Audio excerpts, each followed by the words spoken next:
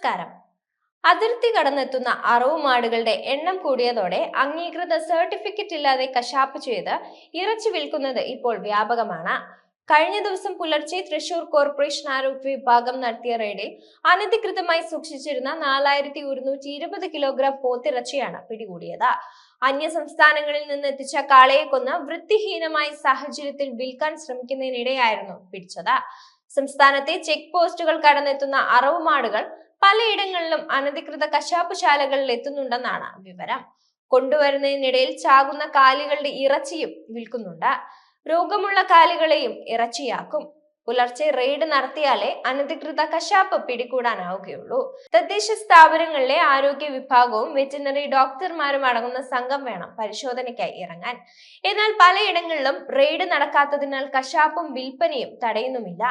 ഹോട്ടലുകാർക്കും കാറ്ററിംഗുകാർക്കുമായി വിലക്കുറവിൽ ഇത്തരത്തിൽ ഇറച്ചി നൽകുന്നുണ്ടെന്നാണ് പറയുന്നത്.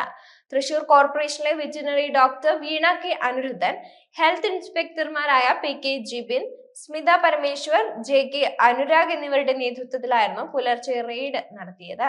കിഫ്ബിയുടെ സഹായത്തോടെ ആധുനിക അറവുശാലകൾ 11 തദ്ദേശ സംസ്ഥാനങ്ങളിൽ സ്ഥാപിക്കാൻ 5 വർഷങ്ങൾക്ക് മുമ്പ് തീരുമാനമായെങ്കിലും ഒന്നും ഇതുവരെ തുറന്നിട്ടില്ല. മൊത്തം 100 കോടിയിലേറെ നിർമ്മാണ ചെലവുണ്ട്. തൃശൂരിലും എറണാകുളത്തും ടെൻഡർ നടപടിയായിട്ടുണ്ട്. തൃശൂർ കുരിയച്ചിറയിലെ കേന്ദ്രം 17 കോടി ചെലവിലാണ് നിർമ്മിക്കുന്നത്. അതിർത്തി കടന്ന് പ്രതിവർഷം കേരളത്തിൽ എത്തുന്ന അറവുമാടുകൾ 1 കോടിയെങ്കിലും ഉണ്ടാകുമെന്നാണ് അനൌദ്യോഗിക കണക്ക്. അന്യ സംസ്ഥാനങ്ങളിൽ നിന്ന് പോത്തിറച്ചി വിദേശത്തേക്ക് കയറ്റുമതി ചെയ്യുന്നതിനാൽ കാള ഇറച്ചിയാണ് പോത്തിറച്ചി എന്ന പേരിൽ വിൽക്കപ്പെടുന്നത്. പോത്തിറച്ചിക്കും ഡിമാൻഡ് ഏറിയിട്ടുണ്ട്. കുറഞ്ഞ വിലയ്ക്ക് കാളയെ കിട്ടാനുമുണ്ട്. കശാപ്പുശാലകൾ ആധുനികമായാൽ പൂർണ്ണമായും യന്ത്രവൽക്കരണവും AC-യും സ്ഥാപിക്കും. ശാസ്ത്രീയമായി കശാപ്പ് ചെയ്ത മാംസമാവും ലഭ്യമാവുന്നത്.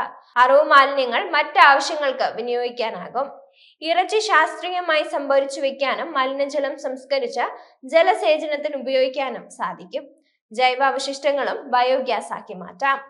കേന്ദ്ര മൃഗസംരക്ഷണ വകുപ്പിന്റെ കണക്ക് പ്രകാരം ഇറച്ചി ഉൽപാദനത്തിൽ കേരളം കഴിഞ്ഞ സാമ്പത്തിക വർഷത്തിൽ 5.05% എട്ടാമതാണ്.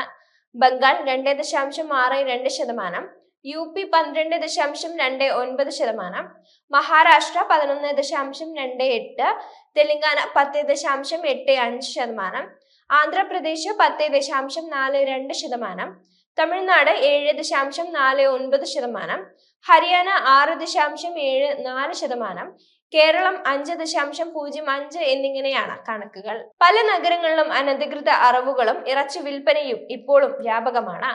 മാനദണ്ഡങ്ങളെല്ലാം ലംഘിച്ചു പ്രവർത്തിക്കുന്ന അറവുശാലകളിൽ കന്നുകാലികൾ നേരിടുന്നത് ക്രൂര പീഡനമെന്നായിരുന്നു 2023 ഒരു സ്പെഷ്യൽ ഇൻവെസ്റ്റിഗേഷൻ ടീം നടത്തിയ അന്വേഷണത്തിൽ കണ്ടെത്തിയത്. കൊച്ചിയുടെ തീൻമേശകളിൽ എത്തുന്നത് പേരിന് പോലും പരിശോധനകളില്ലാതെ വൃത്തിഹീനമായ സാഹചര്യത്തിൽ അറുത്തെടുക്കുന്ന ഇറച്ചികളാണ്.